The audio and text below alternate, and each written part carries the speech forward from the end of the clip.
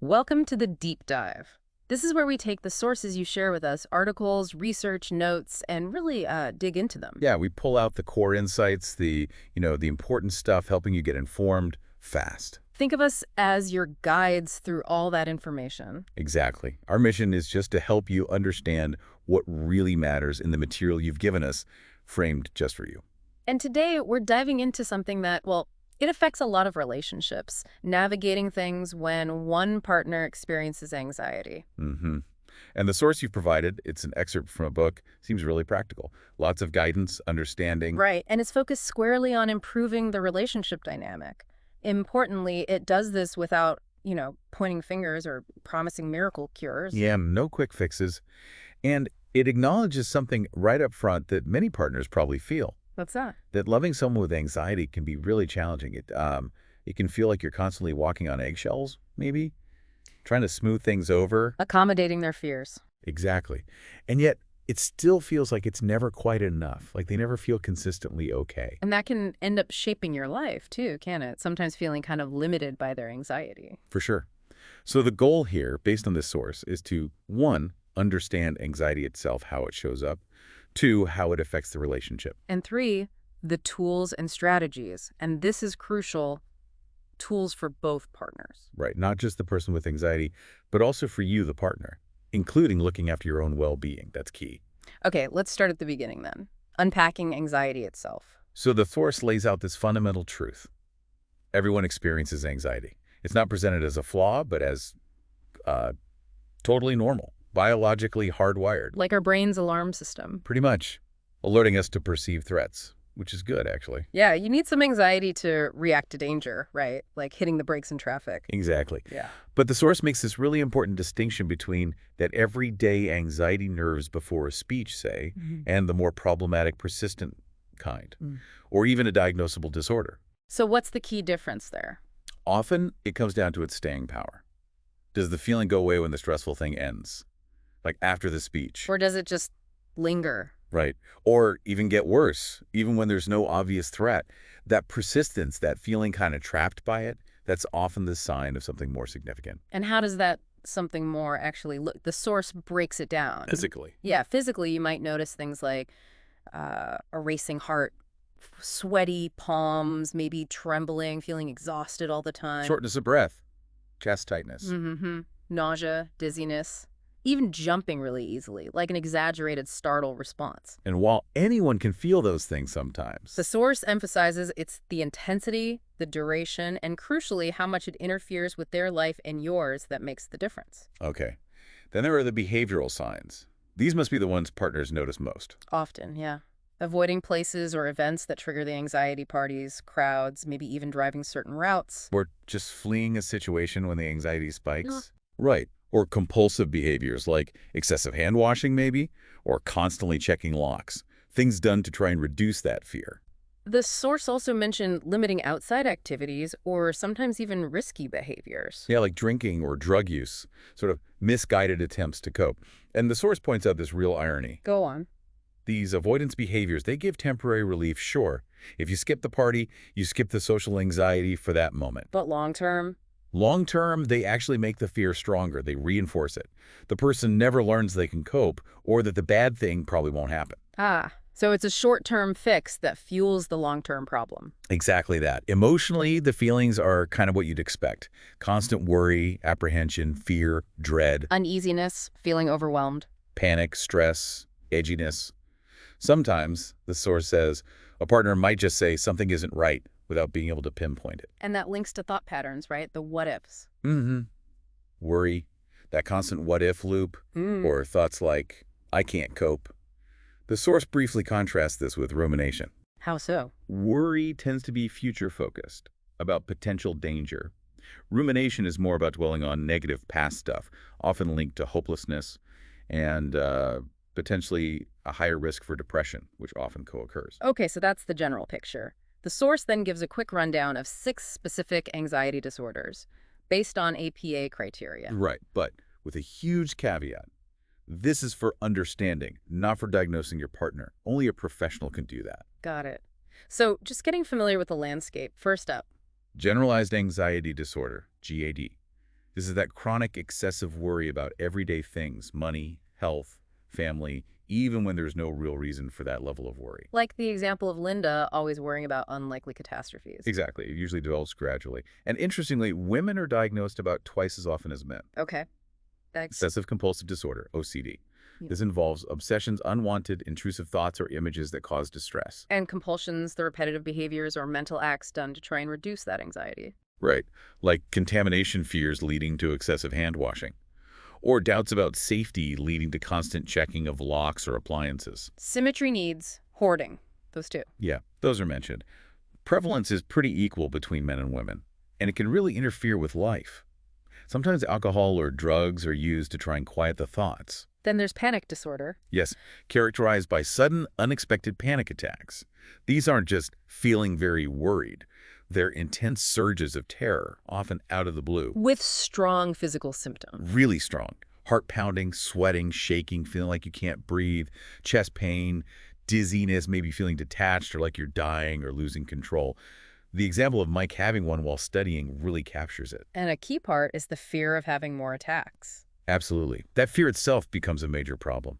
The source contrasts a panic attack, intense, often unexpected, short-lived with crazy worry, which is less physical, often tied to a stressor, and lasts longer. Diagnosis is more common in women again. Twice as often, yeah. And if that fear leads to avoiding places where escape might be hard, that can develop into agoraphobia. Okay. Post-traumatic stress disorder, PTSD. Develops after experiencing or witnessing a trauma war, assault, accident, disaster. Symptoms include reliving it, flashbacks, nightmares. Avoiding reminders, feeling numb. Being hypervigilant, always on alert for danger. Trouble sleeping, intimacy issues, irritability. George, the veteran example, struggling with nightmares and being easily startled. And symptoms need to last at least 4 weeks for diagnosis. Correct. And again, women are about twice as likely to develop it, though not everyone who experiences trauma does. It can become chronic for some. Social phobia or social anxiety disorder. Intense anxiety and self-consciousness, specifically in social situations, driven by a deep fear of being judged or doing something embarrassing. Like Jane worrying constantly about work interactions. Exactly. Feared situations can include public speaking, small talk, group discussions, meeting strangers, even being watched while eating or writing or using public restrooms. How is it different from just being shy? The intense anxiety persists during the situation, making it really hard to function. Shyness might mean you feel awkward initially, but it usually eases.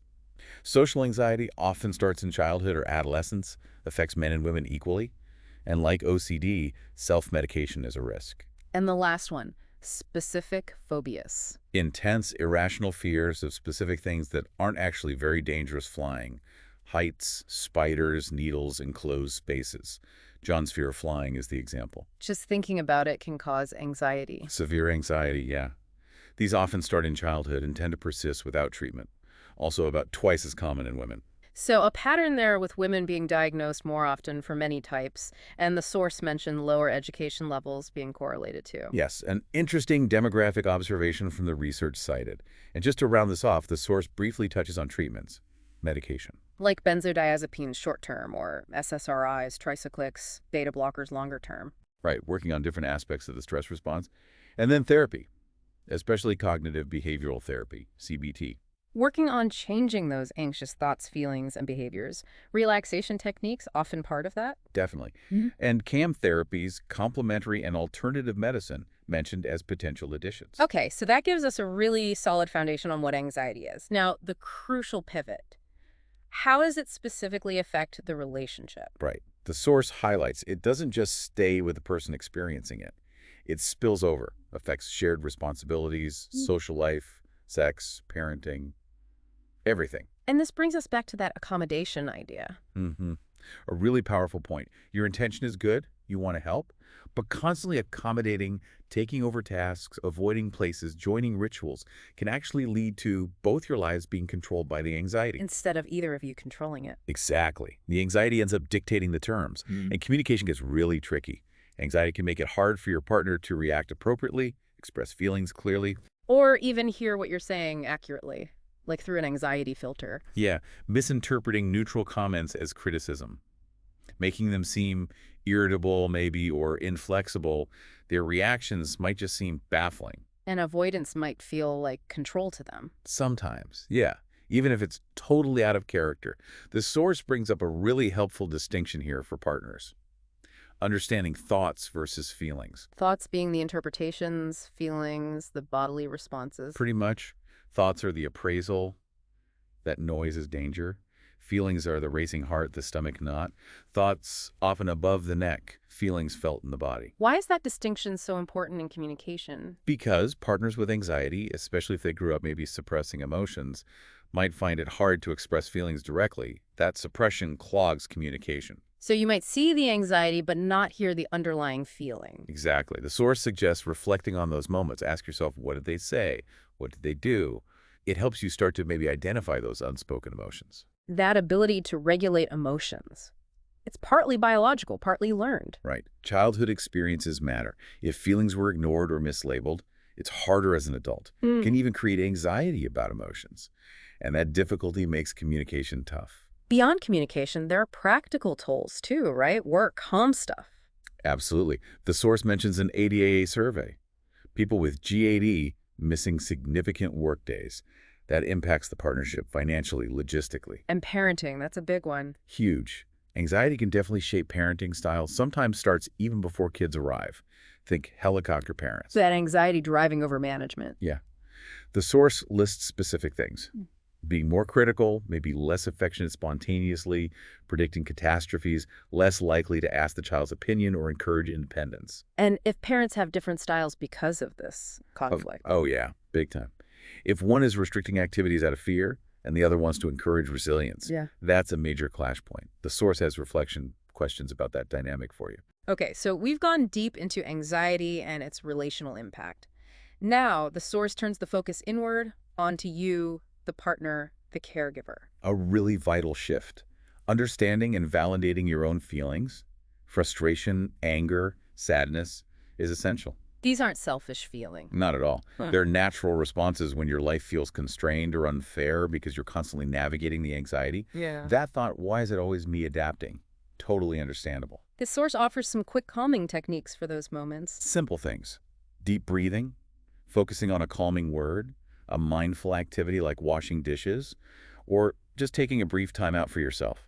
Sadness is also mentioned. Yeah, it can be a reality check. And since anxiety and depression often go together, your partner might be depressed too, making the home environment feel heavy. That affects you. So seeking help for yourself is important if you feel that way. Absolutely. If you're feeling persistent sadness, losing interest in things, low energy, the source strongly advises getting professional support for you. Which brings us back again to accommodation, that core concept. Yes, the source really hammers this home. Your instinct is to relieve their immediate anxiety, take over the task, skip the event, maybe even participate in the checking ritual. But paradoxically, that makes it worse long-term. That's the tough message. It feels helpful, but it validates the fear. It prevents them from building their own coping skills. The example of Ben and Jim. Jim stops going out to avoid Ben's anxiety about crowds. Which means Ben never faces the crowd anxiety, so it just grows. Jim's accommodation prevents arguments short-term, but prevents Ben's progress long-term. It's a tough cycle. Feels loving, but enables the anxiety. Exactly. Okay, shifting slightly back to communication. Good communication is crucial, right? Especially here. Keeping focused, avoiding triggers. And the source gives specific tools.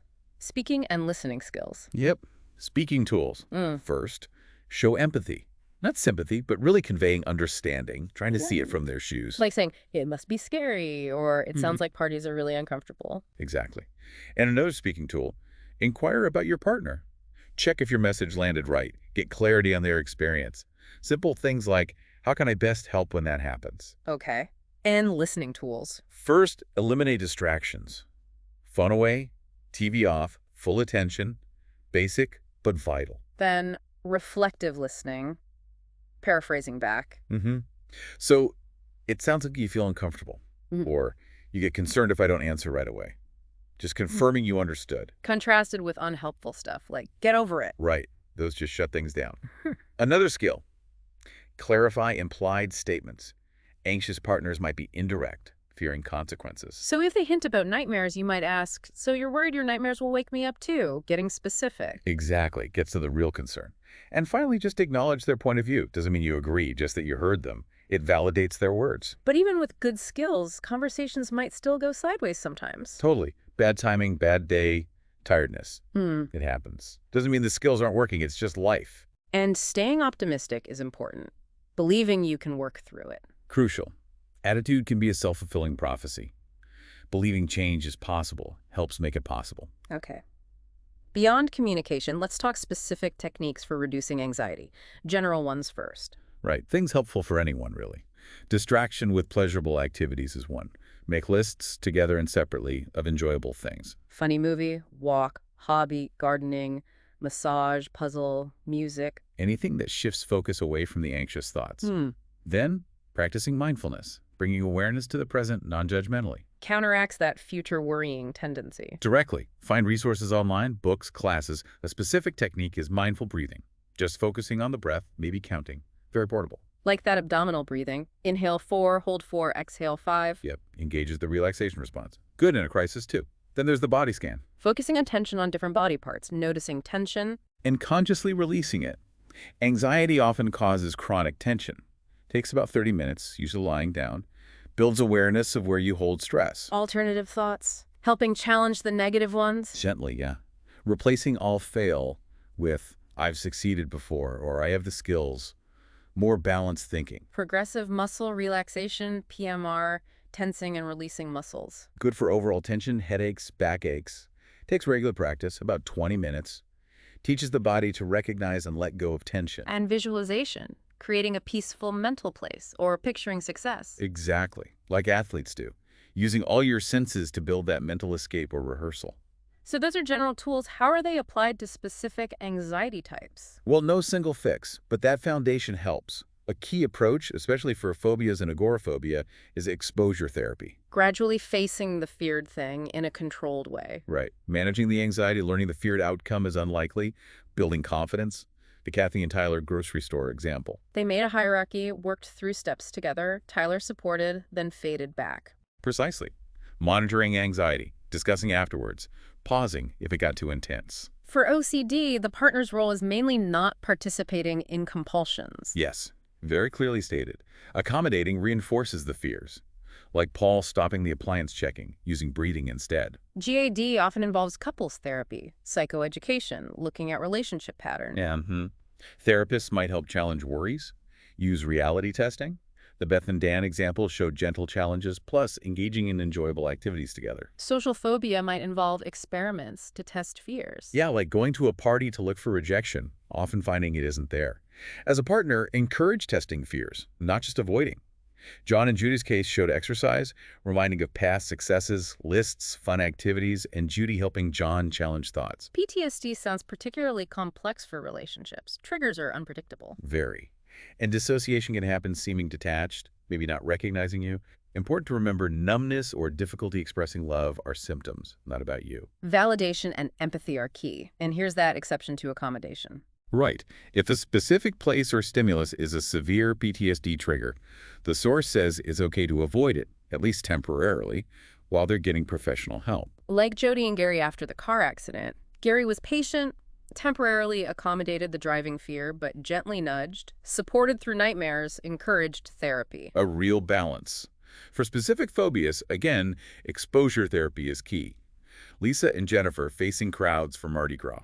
Starting small at the mall, department store, then busier places, with Jennifer providing support. Exactly. Building tolerance step by step. Yeah. And the source suggests creating a plan together when calm. Listing what works and what isn't helpful. Yes. Prevents you from doing unhelpful things, even with good intentions. Having those lists, from their perspective, is gold. Eric's list, Becky's list, Mario's don't do this list. Great examples. Okay, let's shift to lifestyle choices. These can make a real difference. Significant impact, the source suggests. Might require giving up habits you like, but worth trying consistently, say, 30 days. Team effort helps, but you don't have to do identical things.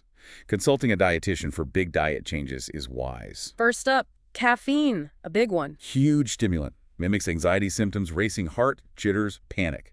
Messes with sleep, depletes vitamin B1. Found in coffee, tea, energy drinks, soda, chocolate, some meds. Candy and simple sugars. Mood lift, then crash. Yep. Low blood sugar can mimic panic attack symptoms in some people, though not common for everyone with anxiety. Alcohol. Tricky, right? Sedative, but worsens anxiety long term. Very tricky. And the source gives a huge warning. Never mix alcohol with anxiety meds. Extremely dangerous. Can depress the central nervous system, stop breathing or heart function. Wow.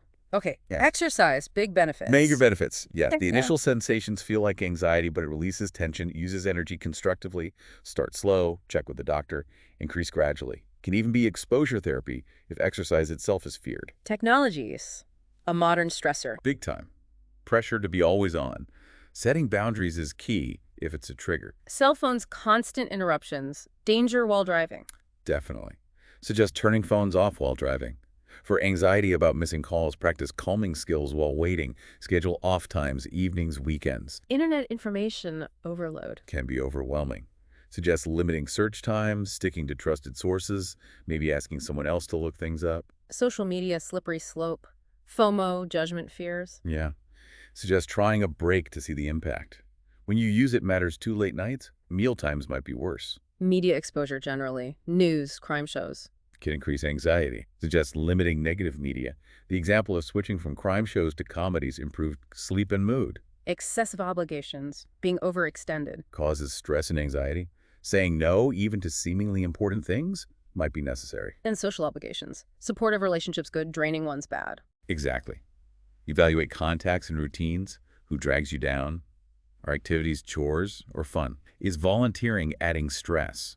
Saying no can be hard but worthwhile for anxiety reduction. Making these changes takes effort, but the payoff can be big. Conscious effort, consistency, yeah, but significant potential improvement. Okay, final section, and maybe the most important for the partner. Self-care for the caregiver. Absolutely critical, the oxygen mask idea. You need to be okay to help someone else. And self-care is important for everyone, caregiver or not. Benefits mentioned. Better sleep, lower blood pressure, better attitude, less worry. All those. Fewer illnesses even. But it's a choice only you can make. The source acknowledges the excuses, no time, partner needs me more. But consistent self-care buffers the stress. Helps neutralize tension in the relationship, in the home. Neglecting it leads to burnout. Everyone has limits. You must respect yours. The source suggests a self-care assessment. Yeah, a tool to evaluate where you are across different life areas. Physical, mental, emotional, spiritual, relationships, workplace. Examples like massage, sleep, physical, journaling, therapy, mental, asking for help, emotional, nature, reflection, spiritual, time with partner friends, relationships, setting boundaries at work. Exactly. Reflect on patterns. See opportunities for improvement. Not about failure, about opportunity. And preferences vary, solo versus social. Journaling is highlighted. The power of the written word. Safe space for thoughts, feelings, a record, exploring ideas. Research suggests mental and physical health benefits. No rules on how paper, electronic. Sensitive topic, Yeah. disclosure, telling others about the anxiety. Key point. Partner must be involved in this decision. Find a compromise together. Consider why you want to tell, who you're telling, trust. Pros and cons for both of you. Support groups for caregivers. Invaluable resource. Yeah. Connect with others who get it. Share experiences. Realize you're not alone. Different from group therapy. And individual therapy for the caregiver, even if you feel you're not the one with the problem. Highly recommended. Process your feelings, frustration, sadness. Learn boundary skills. Communication doesn't have to be long-term. Hugely beneficial. And this final powerful point. Yes, you can say no to your partner. So important.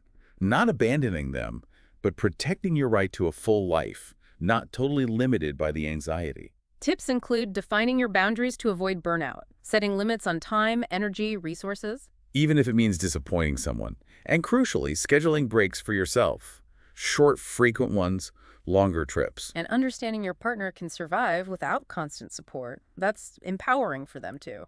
Yes, they are adults. If guilt is a barrier to saying no, support groups or therapy can help you with that. Wow. Okay, stepping back, that was a really comprehensive deep dive. Yeah, we went from understanding anxiety itself, its types, To its deep impact on relationships, that tricky accommodation trap. validating the partner's feelings, frustration, sadness. But unpacking practical tools, communication, relaxation, exposure, lifestyle changes. And landing firmly on that essential pillar. Self-care for the caregiver. Boundaries. Saying no. The oxygen mask. The source doesn't promise easy answers, does it? It takes effort, understanding, tools. And self-compassion for everyone involved. But the potential payoff is huge. A relationship not controlled by anxiety, but where both people are actively managing it, building a fulfilling life together. Exactly. So, as we wrap up, here's something to think about, drawing from the source. If the goal isn't just fixing the anxiety, but changing how you both respond to it, the person managing it with tools, and you supporting while setting boundaries and caring for yourself, what does truly understanding and accepting limitations, both your partner's and your own, actually open up for your relationship's future?